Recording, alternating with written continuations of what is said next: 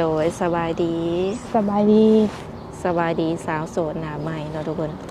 โดยสบายดีโดย นี่ก็อยู่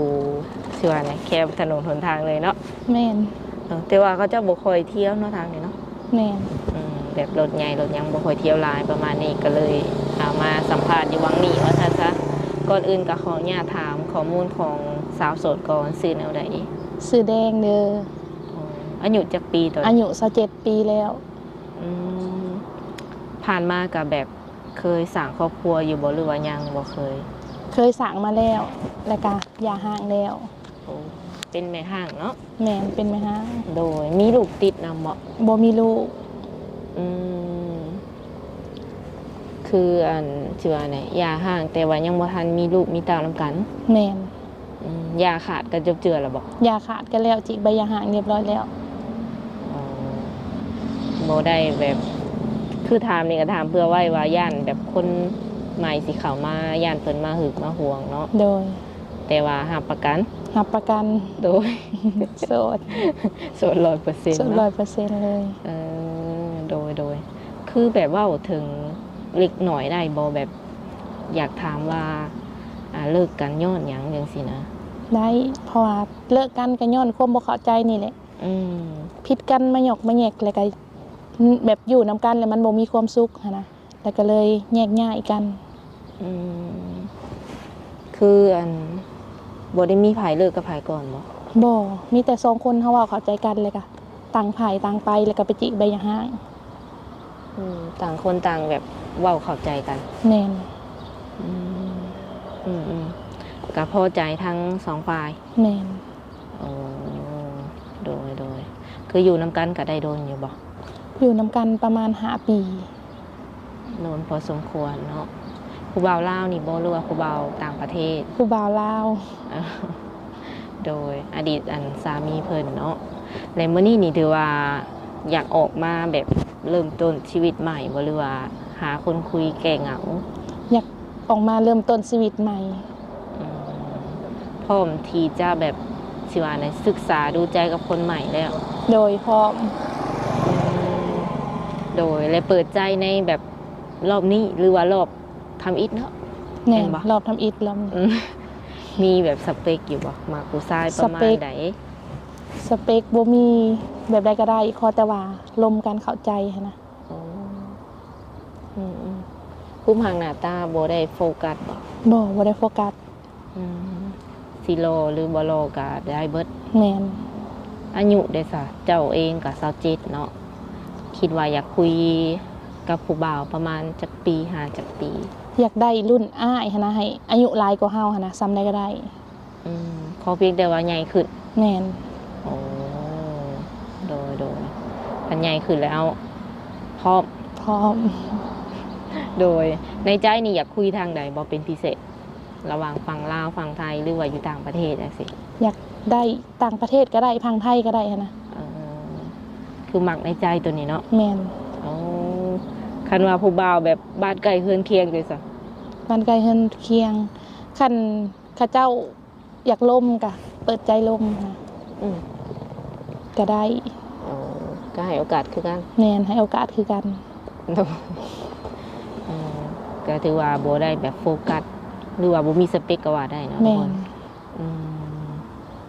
ปัจจุบันนี้ทางเจ้าเองเฮ็ดเวียกเฮ็ดงานหยังปัจจุบันนี้เฮ็ดงานอยู่โรงงานกล้องเป็นซานิคอนเหรอแม่นซานิคอน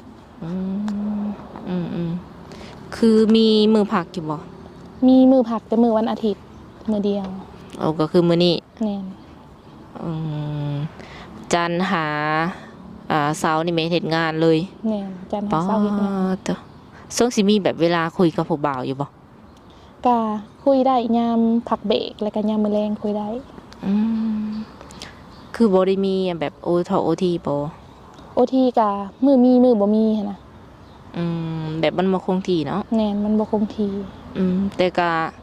พอมีเวลาคุยได้อยู่มีเวลาคุยอยู่ โดยสมมุติกลางคืนนี่เฮาแบบว่างจักโมงหาจักโมงแบบสินะสูงสุดอ่ะกลางคืนก็ว่างแต่เวลา 7:00 นเลิกเวียกมาก็ว่างจนฮอด 10:00 นเลยหั่นน่ะจนฮอดนอน คุยได้ฮอดพุ่นเลยเนาะ แม่น อืมก็เวลาก็สิว่าไดคันสิคุยสายก็แม่นแนะนำเป็นกลางค่ำกลางคืนเนาะคันกลางเว้นนี่ก็ย่านเพิ่นบ่สะดวกเนาะเพราะว่าเฮ็ดเวียกแม่นบ่ แม่น เฮ็ดเวียกแต่กะกลางเว้นแล้วว่ะ แม่นเฮ็ดกะกลางเว้น เข้าได้โดนแล้วบ่นี่ เข้าแต่2017แต่9ปีเลย ป้าโดนพอสมควรเนาะ แม่น เงินเดือนหลายอยู่บ่ เงินเดือนก็บ่หลาย พอจะได้ซื้อกินบ่มีเก็บซ้ำ พอได้ใช้ได้จ่ายซื่อ แม่น ๆหากยังดีแต่ว่าตัวคนเดียวบ่มีลูกโดยเคยไปฝั่งไทยบ่ ทางไทยบ่เคยไป เออแบบเคยไปแบบนอกจากเหตุงานอยู่นี่แล้วเคยไปอยู่สายไกลสุดบ่ บ่เคยไปเลย โอ้ มีแต่เรียนจบม .7 แล้วก็เข้าโรงงานนี้เลย เอาง่ายๆก็คือแบบว่าบ่ได้ค่อยออกไปหลิงข้างนอกเนาะ แม่น ยังบ่มีประสบการณ์แบบว่าเกี่ยวกับภายนอกร้านปานใด แม่น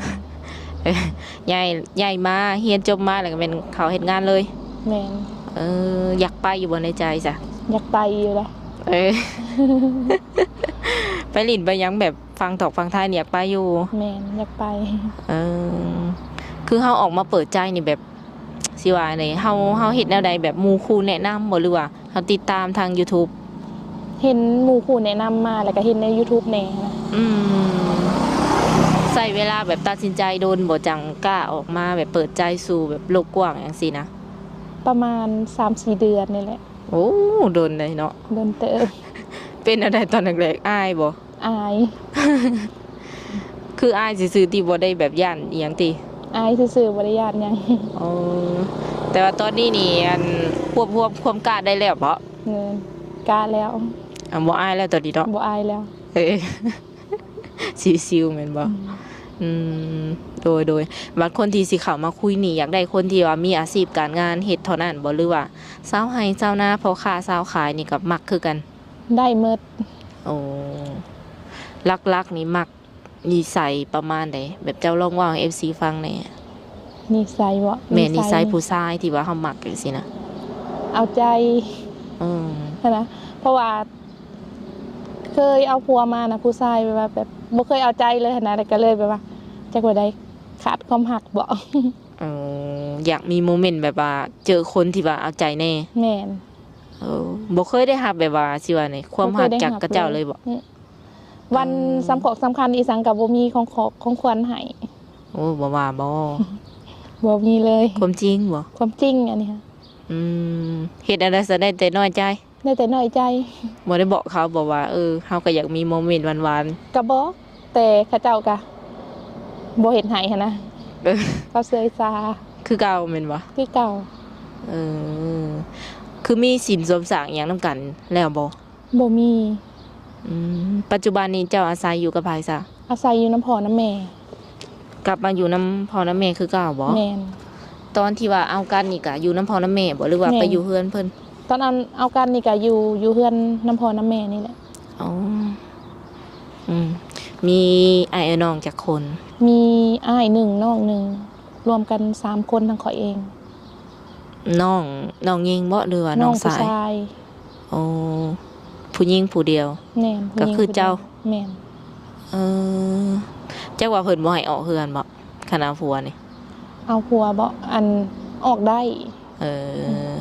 คันมีอันสิว่าในเนื้อคู่เนาะหรือว่าเจอคนที่ว่าเพิ่นฮักแท้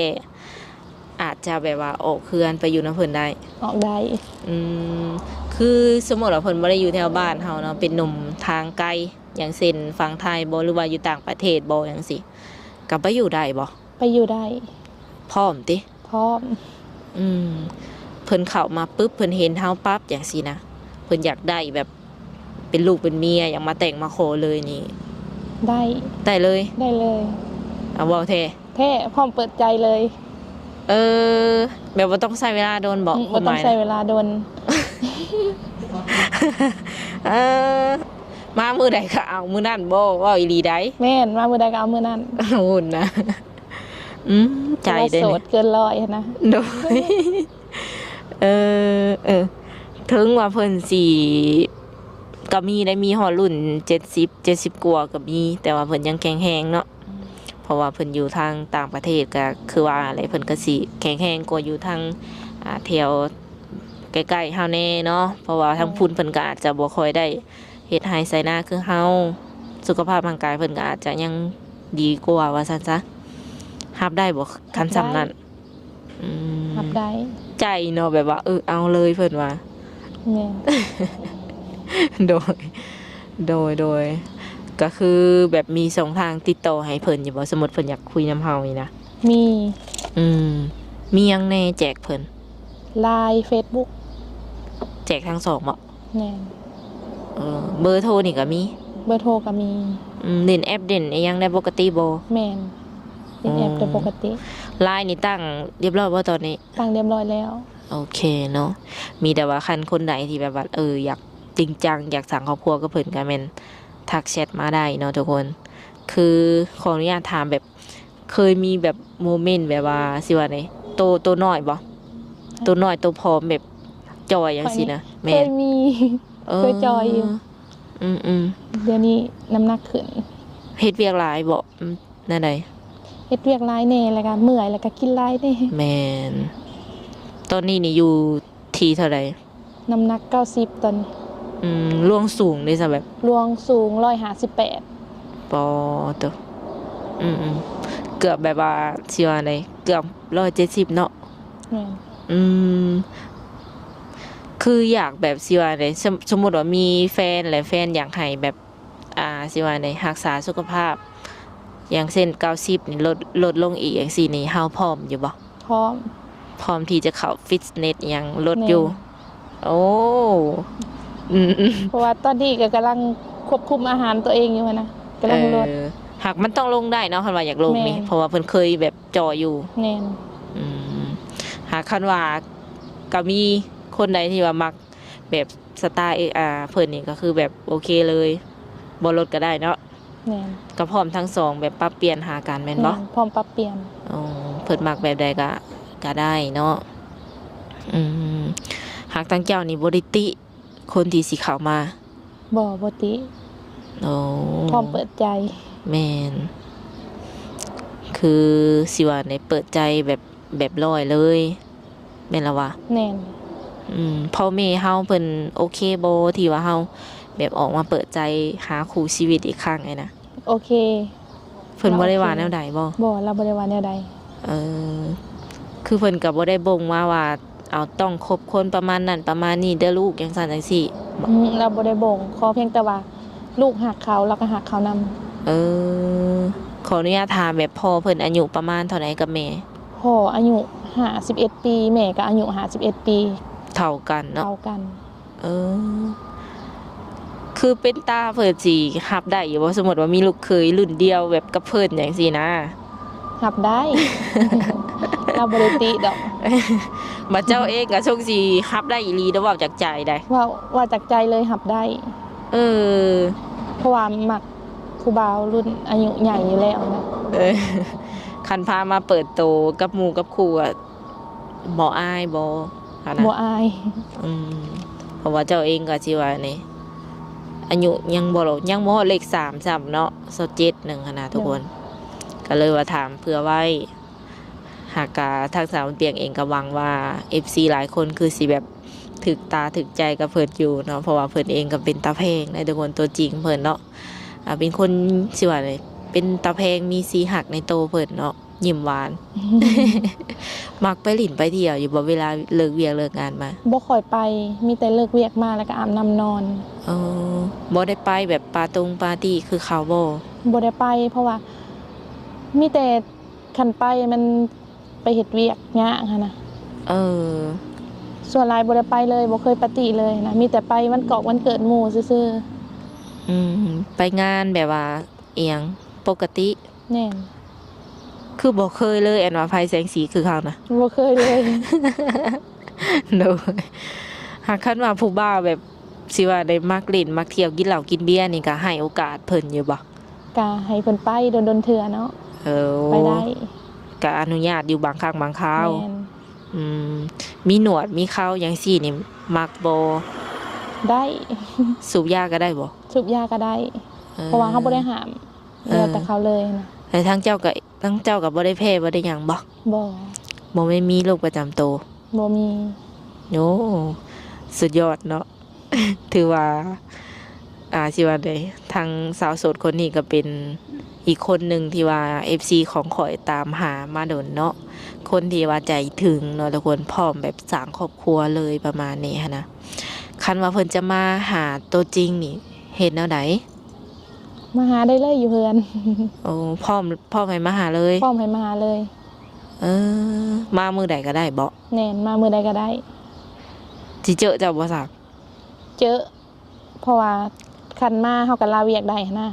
โอ้คือสามารถแบบลาเวียกเพื่อเพิ่นได้เลย แน่น บ่ว่าสิเป็นมื้อจันทร์ถึงอาทิตย์แม่นได้ทุกมื้อนะว่าซั่น ได้ ซะ ทุ เนาะ กมื้อ เออคันเพิ่นสินัดไปเจออยู่ฝั่งมุกดาหารทางเจ้าไปได้บ่ ไปได้ คิดว่าสิไปกับไผสมมุติเพิ่น ไปกับหมู่ หมู่นี่แบบเอาไปหลายบ่ หมู่ก็ไปประมาณ 2-3 คนนี่นะ อ๋ออันนัดเดทครั้งแรกเลยเนาะ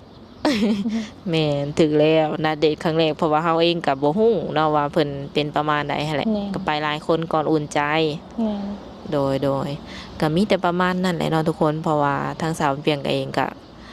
โอ้ลมกับเพิ่นก็ค่อนข้างว่าหลายพอสมควรแล้วเนาะหักลักๆนี่เจ้าเป็นคนใจร้อนหรือใจเย็นนี่ ก็เป็นคนใจห่อนหน่อยหนึง โอ้แบบว่าคันบ่ถูกใจนี่หายเลยบ่ บ่ถึกใจหายเลย เออ หายไวดีไวนะ เออ โดยหายไวแล้วก็ดีไวอยู่ แน่น เออโดยสุดท้ายนี้ทางสาวเปียงเองก็สิได้ขออนุญาตมอบเงินไว้ให้เพิ่นเติมบ้านเติมเบอร์เนาะ100,000 กีบเนาะเป็นเงินของผู้ใหญ่ใจดีที่ว่าซัพพอร์ต YouTube ของขอยอยู่เนาะเพิ่นก็ฝากให้สาวโสดแต่ละคนไว้เติมบัตรว่าซั่นซะแล้วแต่กับขอให้พ่อแบบเนื้อคู่ไว้เด้อ เลย โดยขอบใจ โดยสำหรับคลิปนี้ทางสาวบุญเปียกกับสาวโสดก็สิได้ขอตัวเจ้าไว้ก่อนมื้อหน้ามื้อไหนพอกันใหม่เนาะ โดยขอขอบใจ โดยสบายดี สบายดี